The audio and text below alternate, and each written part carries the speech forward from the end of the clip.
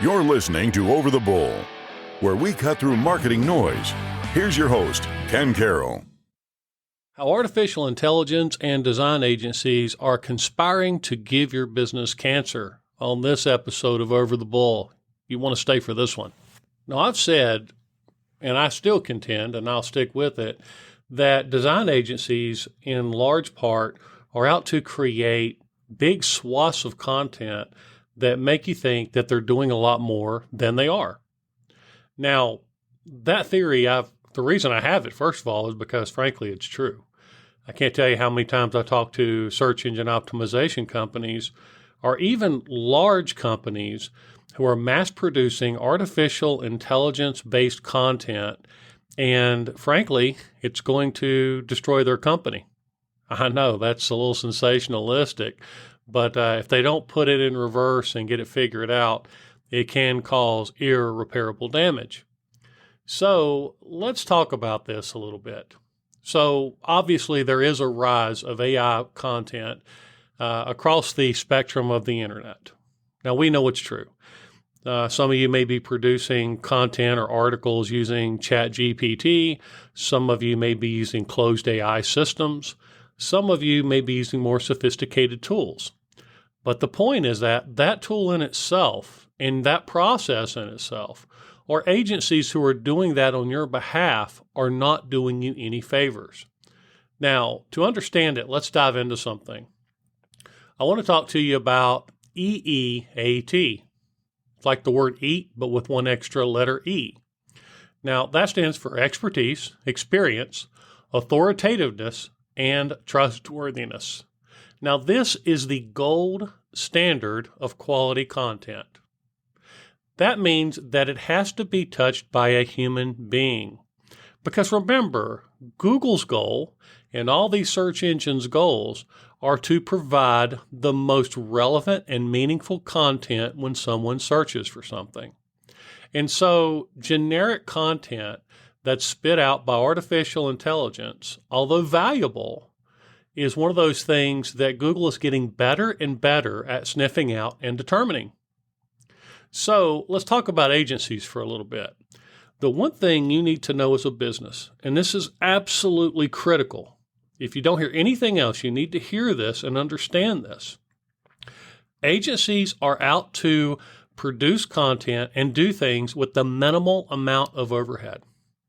This means if they can churn out generic articles, post them to your website, and not involve you in the process, this is better for them because it's less work, it's less communications. It's pushing a button, generating content, sticking it on your website, and saying, hey, look what I've produced for you. It's a fraction of the time, effort, and energy, and completely negates possibly the most valuable thing you can have when you create content. That is the EEAT factor. So it's good for the agency. It's bad for you. It's almost, meaningless content in some respects. So let's talk about this a little bit more. Let's move into the risk of inaccuracies in AI-generated content, especially when it doesn't pertain to your specific business in your specific areas. If it doesn't relate to the people you're trying to serve, it's useless. Okay? It doesn't matter what it says. If it doesn't relate to the people that you're trying to service in your target area, that content is useless. So what that means is that you need to be involved in the content. You need to be involved. Why? Because you are the expert of your company. The agency is not an expert of your company. And so, therefore, they could create the best content in the world using artificial intelligence. Although technically correct, it's going to miss the EEAT spectrum. Okay, so also, just to throw this out, when you look at AI content, look, it's good. We use AI. We use it in very specific ways, and it saves hours of time, but it's also often inaccurate. Sometimes it doesn't relate to the business. Sometimes it puts in things that don't even pertain to the business, but rather their competition. You see, AI content, although powerful, if it's not carefully reviewed and edited, it can lead to all kinds of issues, maybe legal issues, reputational risk. All kinds of different issues are associated with just churning and burning AI content by giving it a subject, saying work in a few of these keywords, and then spit out the article that I can put on a website. You do not want to do this, and you certainly don't want somebody that doesn't understand your business doing this. So what's the magic answer? The magic answer is using the power of artificial intelligence combined with human sentiency. And that human sentiency usually has to be partly you as the owner of a business. And the reason being is design agencies are not someone who understands everything about all businesses. Even niche-based design or marketing agencies don't understand your business. They may understand all the technicalities. They may understand all the rules, but they don't understand you. You see, that's the missing piece here. You're the authority element. You're that person that's going to bring in that trust factor by incorporating you into the process. So one thing that we do with our agency is we'll use artificial intelligence to create an outline. And then what we'll do is we'll create the scaffolding of an article. And we'll let artificial intelligence rough it in. But between the outline and the actual development of the article, we actually inject URLs, we inject different things about the business, we inject different processes to make sure that it's close. And then we also remove anything that's not relevant to that business to the best of our understanding. Then once we create that content, we pass that on to the client. We ask them to humanize it, to put in their experience, to put in their personal energy so that that article becomes more, well, human. And then what happens is something really magic. The EEAT factor starts to go up. Now it becomes more original content. You didn't have to go all the way over to the idea of creating an article from scratch, but you were able to use the content that was created as a basis for your humanized content. And then that's what we published. So a quick side note, there are also powerful tools that allow you to go in and actually look at the best articles that are in your area that are being searched for the most. So you should never go in to ChatGPT or one of these things and just ask it to write an article based on something that you think is good. You can actually find out what people are looking for in terms of content and then build meaningful content. So a little bit of meaningful content is going to far outweigh, just tons and tons of generic content you're spitting out and basically just guessing on whether or not that content is good content. Now, here's the sad part. A lot of agencies, they guess. They just look at your keywords. They'll try to generate a few articles based on those and just keep feeding the beast. But that's like feeding cancer with sugar. You don't want to do that. Meaningful is always better. Now, just like, in history, we tend to look at people in antiquity and think they weren't as intelligent as us. But let's hit the pause button on that for a second. And let's look at Machu Picchu. Let's look at the pyramids of Egypt. Let's look at some of these ancient structures, which would be extremely difficult, if not impossible, for our modern abilities to reproduce. Now, there's a reason that there's these rocks that are really, so tightly knit together still after thousands of years, where you can't put a piece of paper between the two rocks. Or the geometric rocks that are not squares. The reason we have square blocks is because it's easy to produce. These asymmetrical elements that are in some of these structures are much more difficult to produce. So we would do well by learning from our ancestors and not having this idea that just because we have different tools that somehow we're more intelligent or more insightful than people that have lived on this earth before us. And this is really important. So when you look at something like these cautionary tales, such as Icarus, when you look at these, I think we should take those and then carefully think about those within the construct of our business.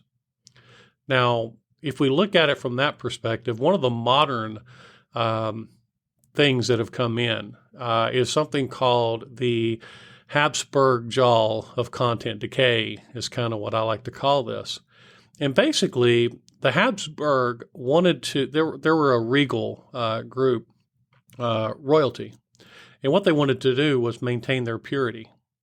And so what they did was they kept inbreeding with themselves, and rather than increasing their royal lineage, they actually bred themselves out of existence. And one of the visuals of that group was this kind of like extended jaw. And that's where you get this Habsburg jaw. So just like the Habsburg kept marrying their cousins to maintain purity and ending up undermining their entire destiny, some businesses and agencies are now inbreeding their content by relying too heavily on AI without fresh human input.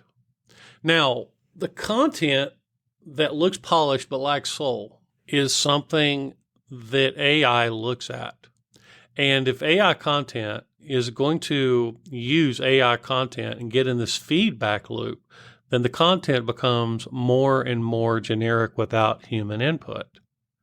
So search engines, although you think they may want to play the game of artificial intelligence, they do to an extent, but they also understand that human sentient expertise is much, much more important and more valuable to the reader than just this churn and burn style content.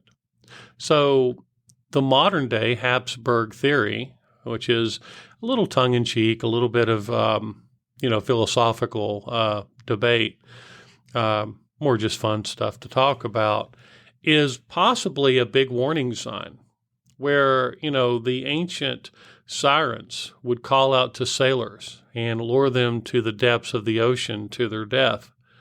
Perhaps this is something that is a warning for small businesses and businesses of all sizes, that if you create a model of artificial intelligence to whip out content, then maybe you're pushing yourself into the depths of your own demise for your business and the people that trust you to keep your business afloat.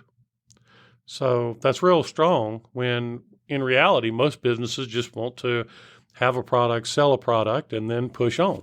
Now, as far as, 10, 15 years ago, in our industry, the marketing and design industry, it was already being pushed that journalism degrees would be huge. They would be phenomenal. And the reason being was the quality of content.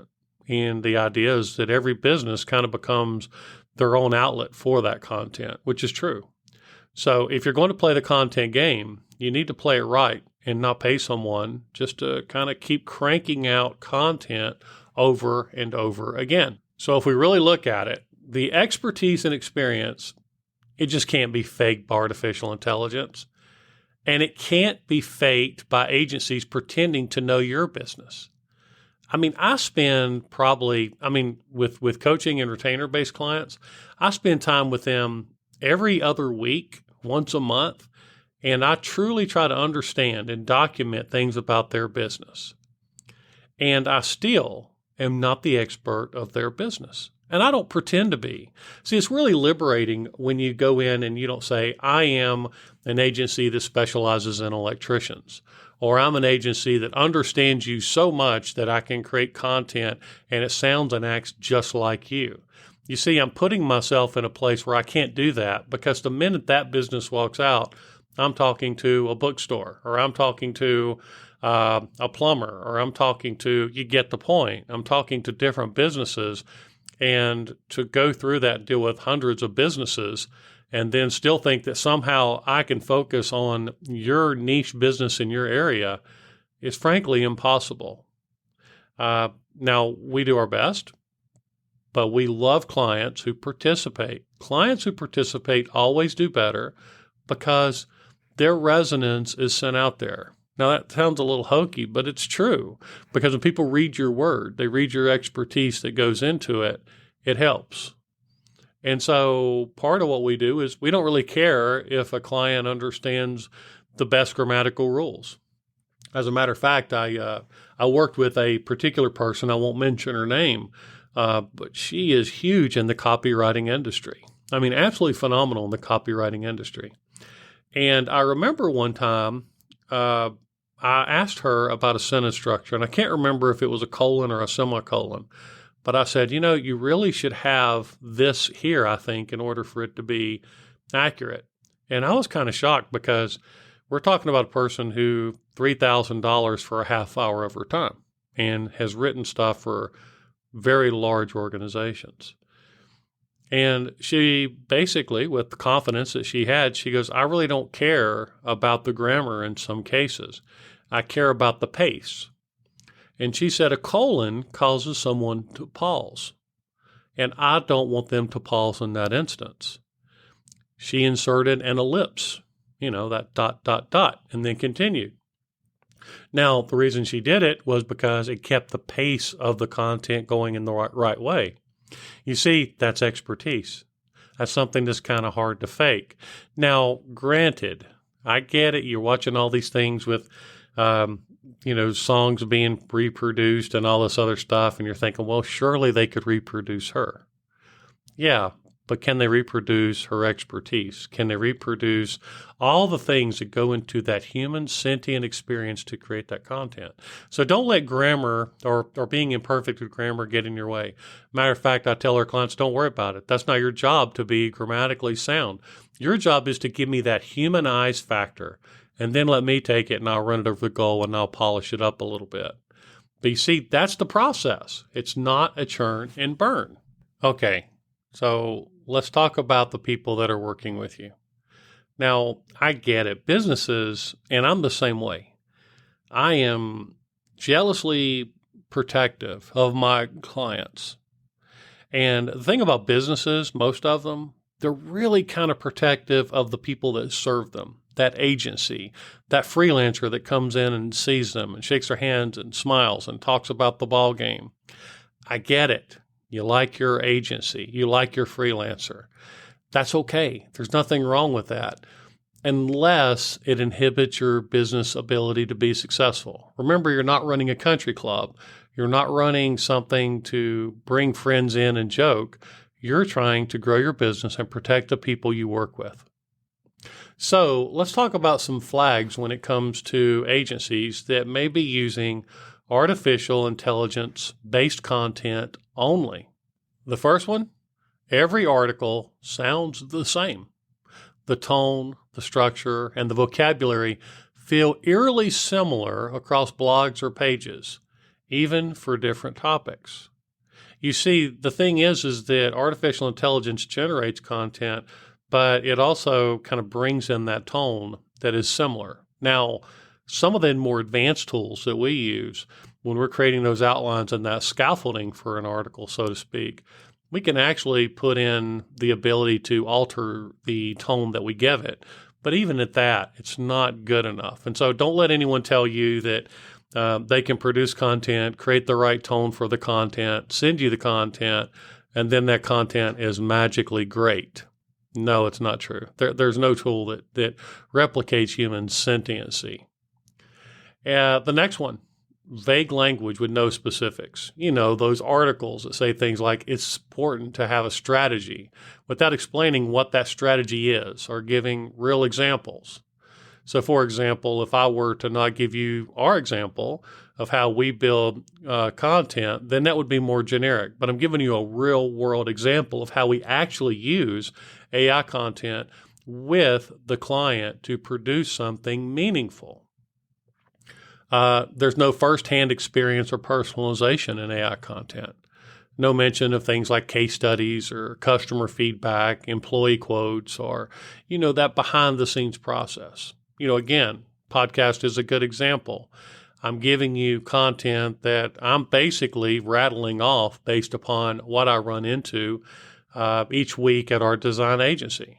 And this is one of the abuses that I've noticed this week, and I'm simply sharing it with you. But I'm doing it in more of a meaningful way that is bringing my personal experience, my over 30 years experience, into the conversation and sharing that with you in hopes that you properly harness it for your business. Let's talk about empty call to action sections. The call to actions are generic. Contact us today for more info, with no context or personalization. You see, the idea, and of course you're going to use some of that stuff sometimes, so that's a little bit ambiguous. But the idea is that, well, let me run you down this road real quick. One of our clients, they have multiple locations. And I got to be very, very abstract about this. And I apologize, but I just have to protect their intellectual property. You see, I won't share with one client what another client is doing because actually I think that's a breach of trust. In this case, someone could learn some very powerful things if they knew the company I was talking about. And so location number one was doing really good out of the gate. They were, when I say that, we were running Google Ads, and through Google Ads, they were getting immediate conversions. Conversions equal meaningful actions. So clicks, although are good actions, they're not meaningful ultimately to businesses because it doesn't necessarily show what they're converting to in terms of real sales. Location number two was getting a lot of activity, i.e. clicks, but no conversions. So it's the exact same business in two locations, exact same structure almost, minus a few things we did to basically create the localization based upon feedback and things like that. No success. So what we did was we started looking at the demographics in area number 2 versus the demographics in area number 1. And what was interesting was area number 2 actually should have been more successful than area number 1, but it wasn't. And the reason being was the product was actually good for a demographic that the company didn't think that it was good for. So then we started engaging with location number 2, and through their input, not our magic wand AI thing, we were able to work through using their intelligence, not only additional content, but those call to actions that address the audience that was more interested in their product, that the business wasn't aware that that was more valuable to them. And so by doing that, they started getting conversions. Now, that took a lot of work, all the way from the keywords we were choosing, to the ads we were building, to the landing page it went to how the landing page was built and rebuilt, the way we used heat mapping to look at what was going on when a client came to it, adjusting the call to actions and adjusting those messages. So you can imagine that's quite a bit of work to get conversions. And someone who just says, well, we're going to run Google Ads to your landing page is one of those things where it's almost comical when you get into this, because you realize it's like saying, I'm going to work on the first 2 links of a chain, and then we're going to use rubber bands and then put a couple more links in place. It doesn't work like that. So when you look at these call to actions and these empty call to actions, from an agency that we really try, when I say that, I mean, we really, really put an effort in understanding each client we work with. We don't call them by some automated number. Can I get your account number or anything like that? We know our clients by name. So we really put that effort into doing that. And when we do that, we can come up with something that's good. But even then, we have to bring the client in to help us figure out certain things. Now, when it comes to content, if I were to whip out content using even the history of that business without bringing in location number 2, I would have completely missed the mark. If I used the main location, I may have completely missed the mark. I had to use that one specific local place in order to make this thing work and put all the pieces together. So you can see how important that all this stuff plays in together. And so generic call to actions are just another one of those things where, although we all have the call now, the book now, all those buttons that are there, but if they're not, if the lead up point, if the crescendo is not building toward the right demographic at the right moment with the right message, then it's going to fall flat on its face. Another one, weird keyword stuffing. All right, so keyword stuffing, just think of it as an article where you start reading it, and let's say, for example, you're an electrician in Hoboken. And so what you do is you look at the article and it says Hoboken electricians in Hoboken, blah, blah, blah, blah, blah, blah, blah, all the way through. And so by the end, it looks like it's just been like crammed full of these words that are nonsensical, or they don't flow very well within the content that was created. This is called keyword stuffing. Now, Google's gotten really good at looking at things like keyword stuffing. And a matter of fact, just a bonus tip, the more you use a keyword in an article, no, that does not make your article more effective. And a matter of fact, when you look at certain tools, it'll actually look at the amount of times you should use it. And a lot of times it's a lot less percentage than you think. And so if you see weird keyword stuffing, that's an indicator of a couple things. One is AI content, but number two, it's showing that whoever you're using is old school and they don't quite understand the way things have changed over the years, and they're not keeping up with Google's algorithms. So no formatting or visual flow. I'm talking about those long, long walls of unbroken, no bullet points, and use headings that are just at the top of the page, things like that. Layout matters. Content matters for those articles. Using photos, using imagery, using infographics are really important when creating content. Now, it has been shown that you don't want to be perfect in your content. You want to be better than the next guy. But one of the things that you can obviously tell if it's AI content just being pushed through is if you see these weird generic images, or you're seeing these long flows of copy, you're seeing a lack of, proper, just look at the page. If it looks like it's just been splattered on the page, then odds are it's just been dropped in using an AI tool or just copied and pasted with a couple of generic modifications like making the headers bigger, things like that. So obviously that's not good for your business. Now, here's the big one. It doesn't sound like you. Okay. It's got to sound like you. So when you read it out loud, does it sound like something you would say or your business would say? Or does it sound like something that an agency would say or an artificial intelligence mechanism would say without your input? Are you calling that person up and saying, well, this really isn't that accurate. This isn't that good. And they're not really involving you in the process.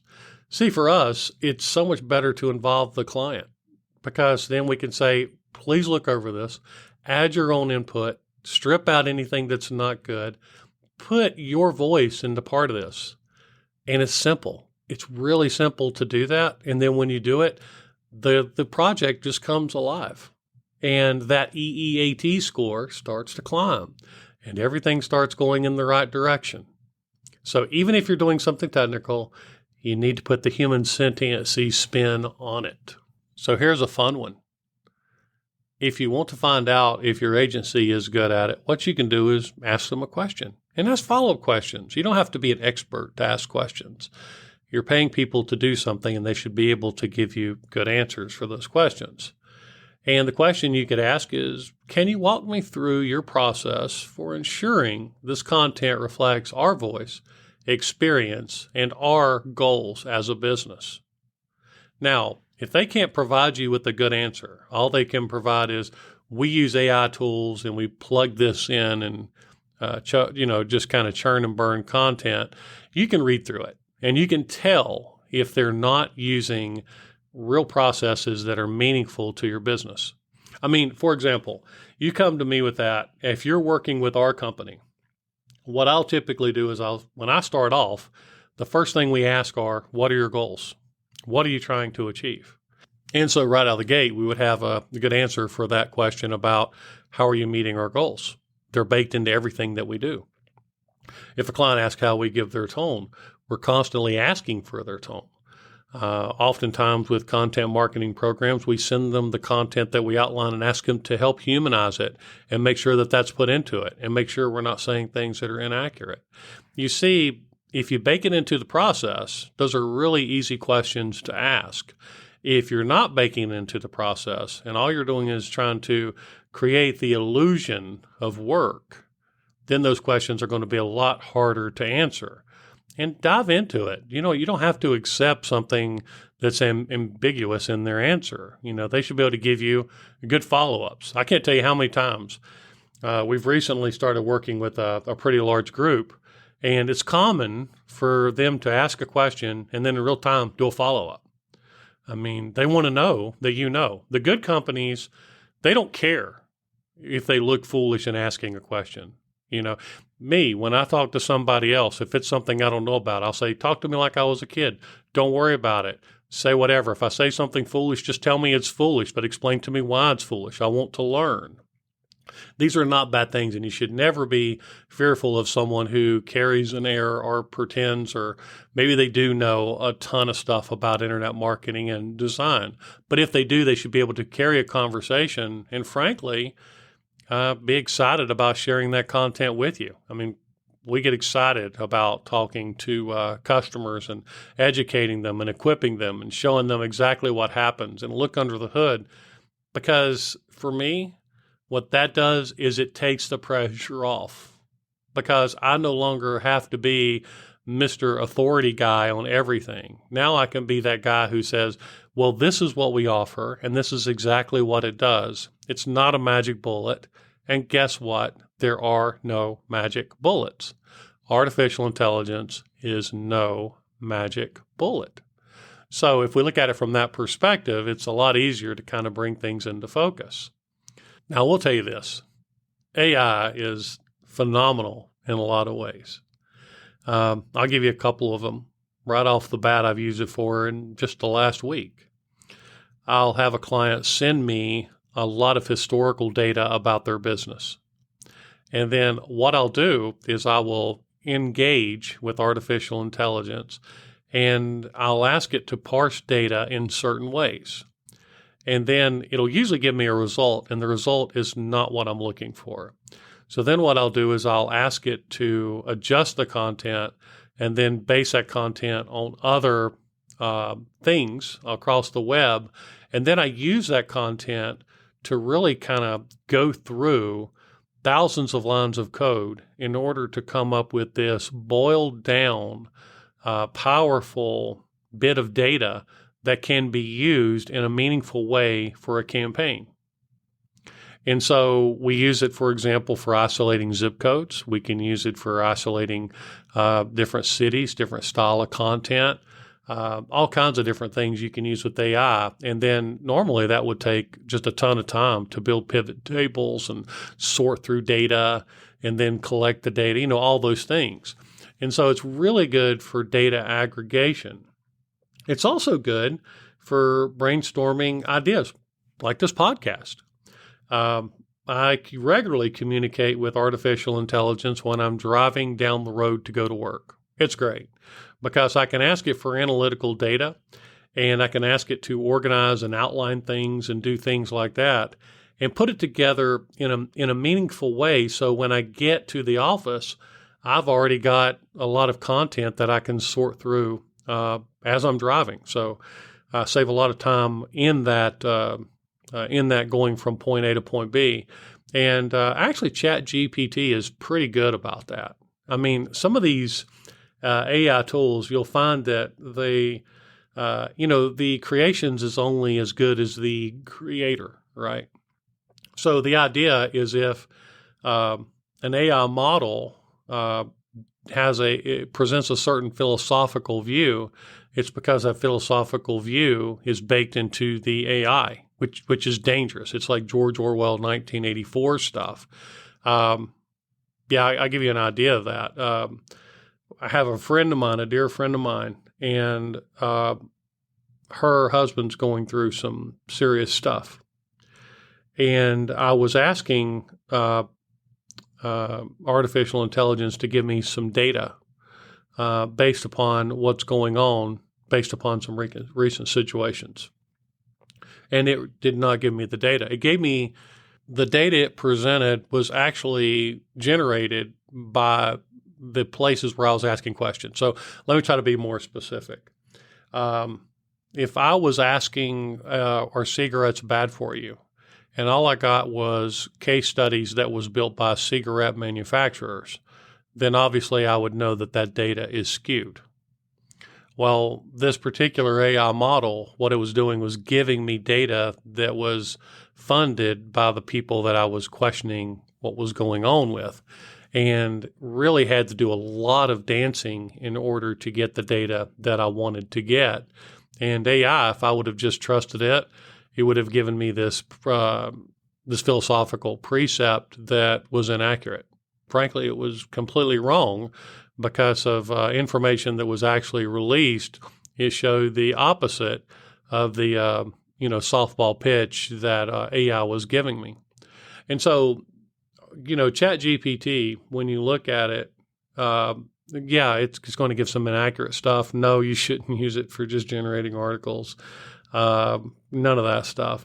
But when you look at it for like data aggregation and kind of organizing things and things like that, if you get one of the more advanced models with ChatGPT, it can be quite beneficial actually. But not just to set it and forget it or just let it do things on its own. For example, regularly I will ask it to organize this podcast. As I'm talking, I'll say, well, this is what I want to do. And then it'll pull in some data and then I'll do it and we'll massage the article using AI. But then a lot of times the subjects, the content is so vanilla. It's just so not us that we have to go in and say, okay, really, this is what it is. Really, artificial intelligence is a cancer for small businesses. It's not that it's bad practice and this is the best practice. You see the difference between the two is one's going to kind of give you this lukewarm version of content, and then the other, which is human-based content, is going to be more in the weeds, so to speak. If you take the book of Revelation, when it talks about the seven churches, the Laodicean church, is one of the things that Christ had said was, I would rather you be, when he told John what to write, let me try to clear that up, was that he said, I'd rather be hot or cold, but not lukewarm. So the meaning is that, you don't want to be lukewarm in your content. You want to be meaningful. You want to provide something that's going to help somebody out. Like I honestly won't, when you're done here, because most of you are never going to engage with our agency. And the idea is I want you to take this and go back and build a more powerful business, because in doing this for as long as I've done it, here's what I know. Businesses put everything on the line when they grow. And it's for small businesses, it seems like everything's always against them. I mean, there's no lobbies, no realistic lobbying that's going on for the small business. Typically they're the low guy on the totem pole. And so it's very hard for a small business to make it. And if you're being attacked from the inside, or if you've got that cancer growing in your business and you don't know that it's growing in your business, then you have no way to combat it. You have no one telling you, hey, quit eating sugar. That could be fueling your cancer. You don't have that person, and you really need that person on your side. So, frankly, God's been good to us. And what I see is a way to kind of contribute and help you, help your family, and help those people that work with you. All right, so let's wrap this thing up. EEAT is important. EEAT is the gold standard. You want authoritative human content based on expertise and trust. If your content does not have your voice, does not have your tone, and it's generic, I don't care what it reads like, it's not right for you. And you need to make changes for your business before you get too deep in it. And don't feel alone if you're doing this. I talked to this one company, And, I'm 52, so I can officially say this kid. Okay, so you could tell he was young. He was so excited about artificial intelligence. And he was in charge of a mega, mega big project. And I remember him talking to me about how they're going to use artificial intelligence to spin up these localized websites all across the country. And they're going to rule the world through AI, generating over 100 pages per location of localized content. And they're going to dominate the world.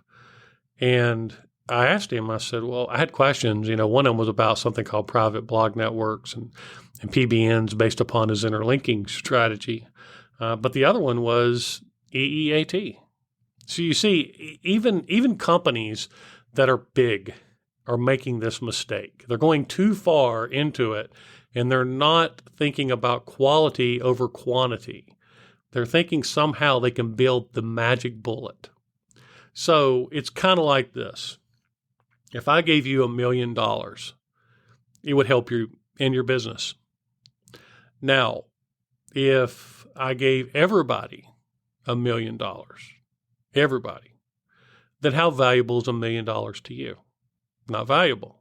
Okay, so that's a challenge in search engines' eyes, because if everybody uses AI content, guess what? Everybody starts at that new baseline. And now search engines like Google have to go, okay, what makes the next group of content more valuable? And that always goes back to EEAT. And that goes back to the concept of work. It seems like the people work so hard to avoid work. And in reality, work is what makes the difference. Putting that effort in, working those extra hours when your business is starting up, putting in that thought, looking at it, not being afraid to say, I'm not sure that this is right for our business. Putting money into it to give your agency time to do the stuff that's right. And never, ever, ever, and this is huge, I use this all the time, never do things halfway. Stay away from those do-it-yourself builders. Stay away from that stuff that just sounds awesome and it's going to save you all kinds of money by not having to bring in a professional. That is a dream. That is a fantasy, just like EEAT is a fantasy. No one ever enters a Pinto in the Daytona 500 and says, okay, if I finish in the top 10, I'm going to put more money into it. No one ever does that. And why is that? Because they know by entering that car, they're never going to break the top 10 to begin with. They have to put their best effort in, the best tools in, the best people in order to have a chance, not just for the top 10, but just to make the qualifying field. That's what the world is today. And so make sure you work on your content. Make sure you check this out. And don't get buried in this avalanche of AI-generated generic content that Google's going to crawl, and they're going to recognize it because, yes, they are recognizing AI content more and more every day. So to the best of luck to you and to your success, I really appreciate you tuning in and listening. You can subscribe and then you'll get notifications. Just subscribe to our podcast. We're on all major platforms. If you go to integrisdesign.com, that is spelled I-N-T as in Tom, E-G-R-I-S, design.com. You can also sign up for there. Just look for the Over the Bull podcast. Thank you again so much for tuning in. To your success. Thanks for tuning in to Over the Bull, brought to you by Integris Design, a full-service design and marketing agency out of Asheville, North Carolina. Until next time.